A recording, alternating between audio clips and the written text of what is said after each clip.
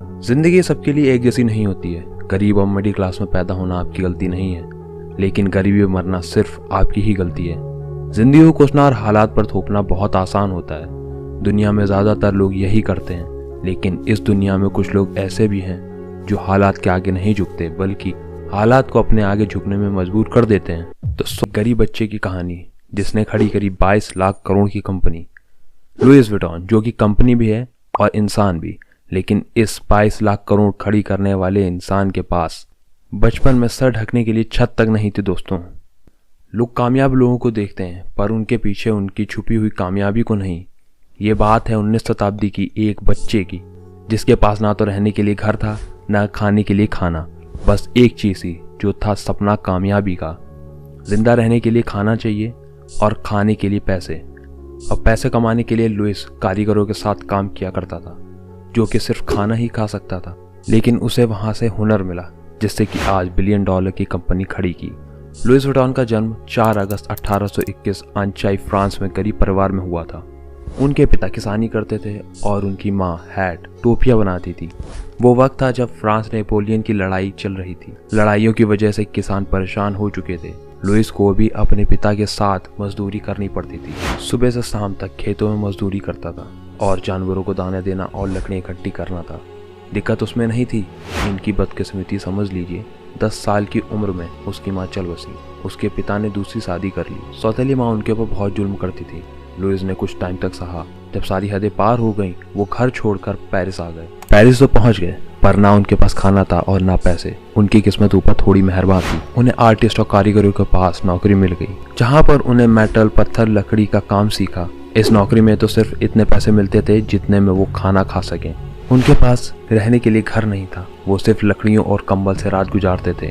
लेकिन अब उनका वक्त बदलने वाला था। रेलवे रेवोल्यूशन के चलते ट्रैवल करना बहुत ही आसान हो चुका था। लोग दिल खोल कर ट्रैवल करने लगे। प्रॉब्लम अभी भी आ रही थी सामान ले जाने की, और ये उनके पास बहुत ही अच्छा मौका था बड़े बॉक्स बनाने का, और उन्होंने इसे बनाना भी शुरू कर दिया। उनको कई कारीगरी आती थी, मेटल, स्टोन, लकड़ी। उन्हें तलाश थी तो सिर्फ मौके की, और वो मौका उन्हें दिया मॉन्सियर मार्शल ने। मॉन्सियर मार्शल ने कारीगरों के तौर पर उन्हें नौकरी दे दी। उनको सैलरी नाम मात्र ही मिलती थी। लुइस वहां अपने किस्मत को चमकाने लग गए। वो मॉन्सियर के क्लाइंट के सबसे पसंदीदा मेकर बन गए थे। उनका वक्त अभी अच्छा चल रहा था, जो शोहरत रुकने का नाम नहीं ले रही थी। बात तो तब हो गई जब फ्रांस की महारानी ने उनको अपना निजी बॉक्स मेकर बना लिया। अच्छे वक्त की बुरी बात होती है कि वो बदलता है, पर अभी तो लुइस का वक्त चल रहा था। वो दिन पर दिन और पॉपुलर होते जा रहे थे।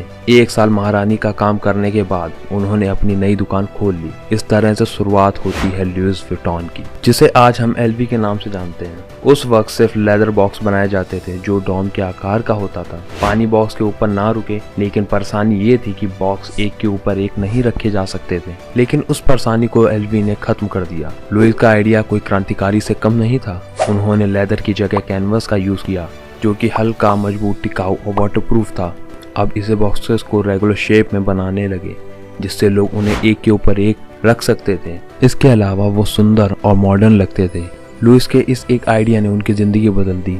2 साल अंदर अंदर उनके बॉक्स कॉमन होने लगे। अब लुइस ने हैंडबैग बनाने का सोचा।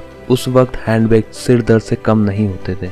लोग सिर्फ मजबूरी में उनका यूज करते थे, और लुइस को खुद पर यकीन था कि वो कुछ शानदार कर सकते हैं, और कैनवस पर नए और मॉडर्न डिजाइन के बैग बनाना शुरू कर दिया।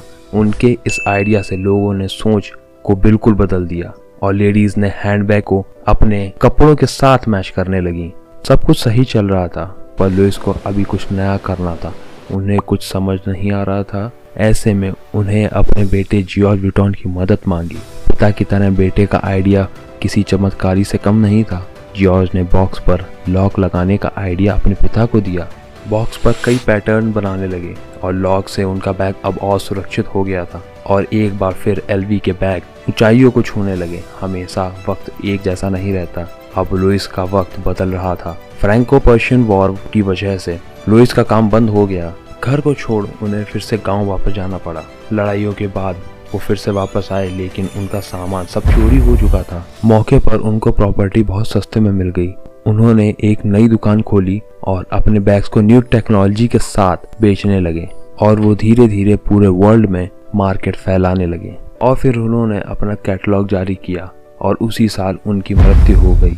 और आज तक उनकी मौत का कारण नहीं पता। उनके गुजरने के बाद उनके बेटे जियोस ने कंपनी संभाली।